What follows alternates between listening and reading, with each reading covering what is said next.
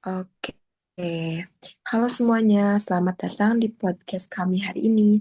Aku Farida. Aku Alia.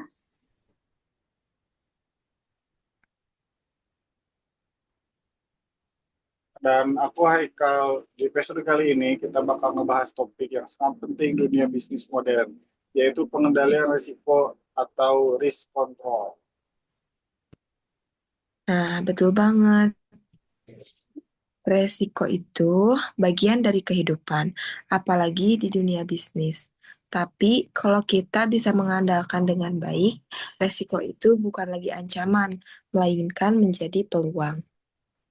Nah, sebelum bahas cara mengendalikan resiko, kita pahami dulu nih, apa itu resiko. Menurut Weidman, ketidakpastian bisa membawa dua sisi, peluang dan resiko. Kalau hasilnya positif, itu opportunity, tapi kalau negatif, itulah yang disebut risk. Contohnya gini, bayangin aja kalau sebuah perusahaan tekstil yang mengalami kebakaran, kerugian bukan cuma aset yang terbakar, tapi juga operasional yang berhenti. Arus kas macet dan kepercayaan dari mitra bisnis bisa jadi turun.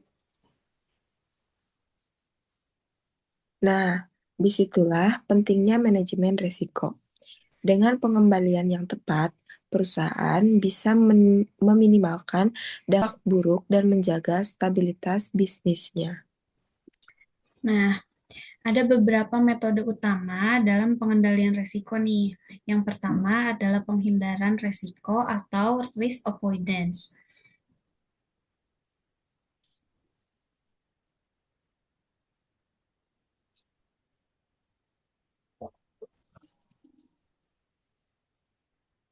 Iya, maksudnya adalah menghindari kegiatan atau aset yang berpotensi membawa risiko. Misalnya, kalau sebuah perusahaan tahu bahwa proyek tertentu berisiko tinggi tanpa ketentuan yang sepadan, mereka bisa memilih untuk tidak ikut sama sekali. Nah, tapi ingat, menghindari resiko juga berarti kehilangan potensi laba. Jadi, perlu pertimbangan yang sangat matang. Selanjutnya, ada pengendalian kerugian atau loss control, yaitu upaya untuk menurunkan kemungkinan terjadinya kerugian atau memperkecil dampaknya kalau kerugian itu terjadi. Nah, dalam hal ini ada dua pendekatan. Ada engineering dan human relations. Yang pertama, fokus ke faktor fisik, misalnya perbaikan sistem listrik, kualitas bangunan, atau alat keselamatan kerja. Sedangkan human relations fokus pada faktor manusia seperti pelatihan, disiplin, disiplin kerja, dan budaya keselamatan. Selain itu juga ada strategi usaha. Artinya, kita memisahkan aset supaya risiko yang sama. Misalnya, menyimpan persediaan di dua gudang yang berbeda. Nah, benar.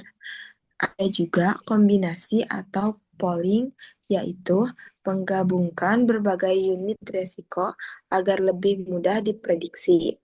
Perusahaan asuransi, contohnya, mereka membagi risiko ke banyak nasabah supaya kerugian bisa dikendalikan.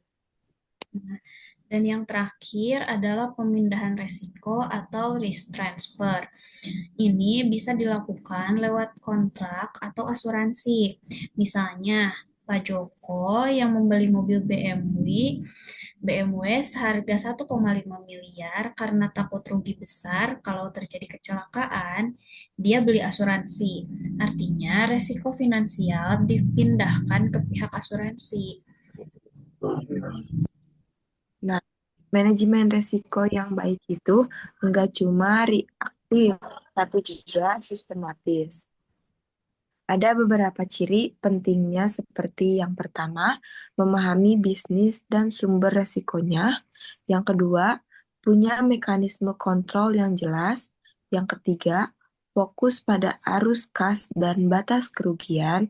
Dan yang terakhir, Yang paling penting itu mengembangkan budaya sadar resiko di seluruh organisasi.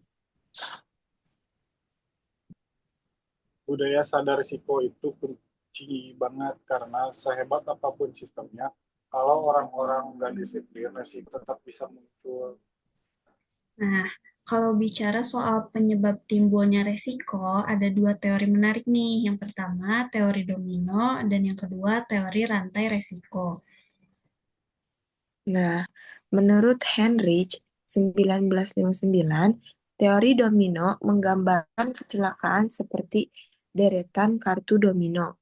Kalau satu jatuh karena faktor sosial atau kesalahan individu, maka kartu berikutnya itu akan sampai akhir terjadinya cedera.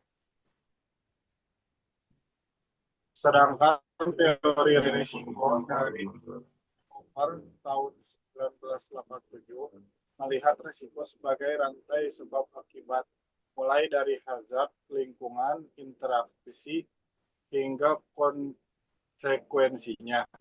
Contohnya, budaya yang berisi bahan mudah terbakar dan ada kompor di dalamnya. Interaksi antara dua faktor ini bisa memicu kebakaran besar. Fokus pengendalian resiko ada dua. Yang pertama, mengurangi kemungkinan terjadinya resiko, dan yang kedua, menurunkan tingkat keparahan. Nah, contoh konkretnya yaitu pasang alat pemadam kebakaran di gedung, airbag di mobil, atau sabuk pengaman di lokasi konstruksi. Dan jangan lupa pengendalian bisa dilakukan di 3 waktu sebelum risiko terjadi, misalnya lewat pelatihan karyawan, saat risiko terjadi, misalnya airbag mengembang otomatis, dan setelah risiko terjadi, misalnya memperbaiki mobil agar bisa dijual kembali. Nah, dari semua pembahasan tadi, kita bisa simpulkan bahwa pengendalian resiko bukan cuma soal menghindari kerugian, tapi juga memastikan keberlanjutan bisnis. Nah, benar banget. Resiko itu nggak bisa dihapus, tapi bisa dikelola dan dikendalikan dengan strategi yang tepat. Dan semoga pembahasan ini bisa menambah wawasan teman-teman semua tentang pentingnya risk control dalam dunia kerja dan bisnis.